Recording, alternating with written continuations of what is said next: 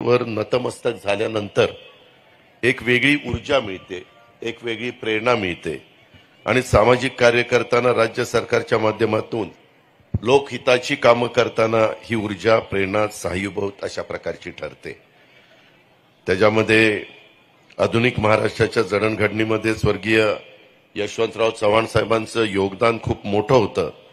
त्यांच्या दूरच्या दृष्टीतनं कृतिशील अशा प्रकारच्या विचारांच्यामुळेच आजचा प्रगत समृद्ध महाराष्ट्र घडलेला आहे।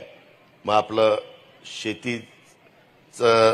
शेती असू द्यात, आपला उद्योग असू देत, व्यापार असू द्यात, शिक्षण असू द्यात, सहकार असू द्यात, सिंचन असू द्यात, आरोग्य असू द्या, अशा अनेक क्षेत्रामध्ये त्यांनी महाराष्ट्राच्या विकासाचा पाया भक्कम त्या ठिकाणी केलेला आहे आणि ह्या भागाचं प्रतिनिधित्व पण त्यांनी शेवटपर्यंत त्या खासदार असेपर्यंत त्यांनी केलेलं होतं।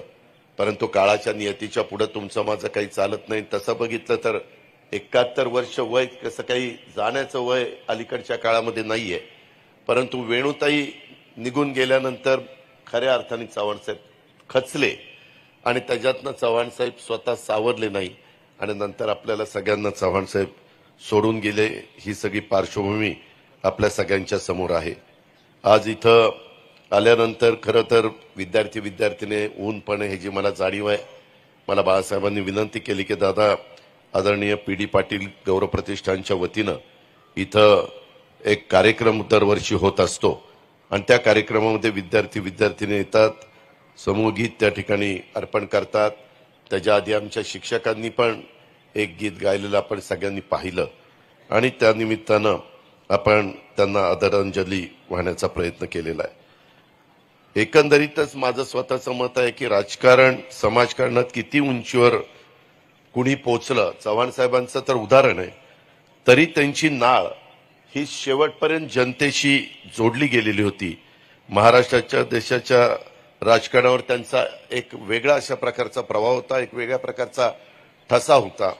दिल्लीला कुणी गेलं तर चव्हाण साहेबांचं घर उभ्या महाराष्ट्राला ते आपलं घर वाटायचं आणि एक रेसकोर्सला जाऊन सगळेजण चव्हाण साहेबांना भेटायचे आणि चव्हाण साहेब त्यांची प्रत्येकाची कामं करण्याचा प्रयत्न करायचे।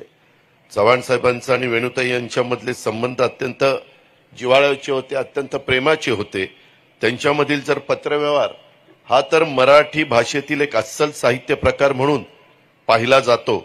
या पत्रातील भाषा आणि उभयतांमधील चर्चा सुद्धा आजही आपण ती पत्र वाचली तर वाचकांना असं समृद्ध अशा पद्धतीनं हे सगळं करते। साधी राहणी, कलेवर अतिशय प्रेम, लेखन वाचन ह्याची जबरदस्त आवड हे त्यांच्या व्यक्तिमत्वाचे वैशिष्ट्य आज पण आपल्याला सगळ्यांना भावतात।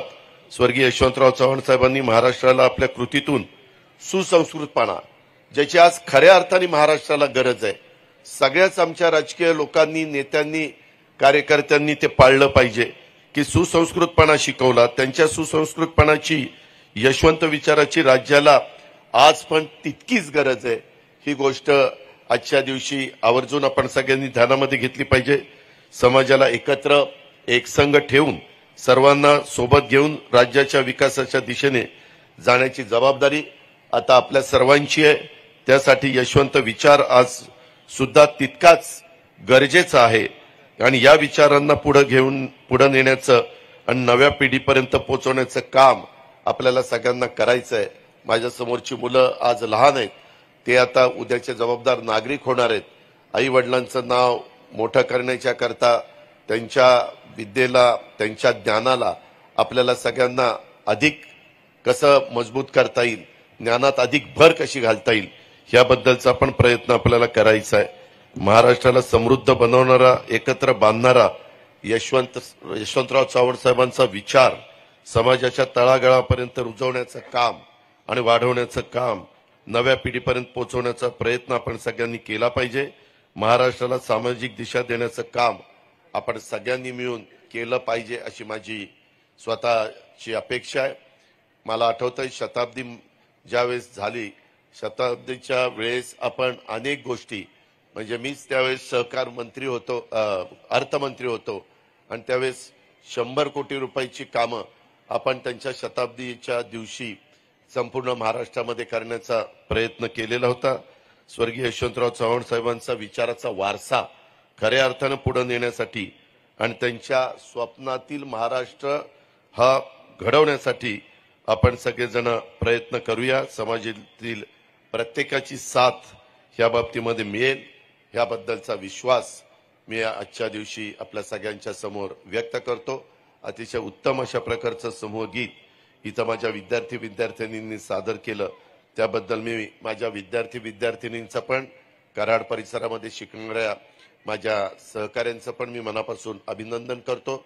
तसंच शिक्षक वर्गांनी पण अतिशय चांगल्या प्रकारचं इथं गीत सादर केलं. त्याबद्दल त्यांना देखील मी मनापासून धन्यवाद त्या ठिकाणी देतो आणि पुन्हा यशवंतराव चव्हाण साहेबांच्या स्मृतीला अभिवादन करून माझे 2 शब्द संपवतो. जय हिंद, जय महाराष्ट्र.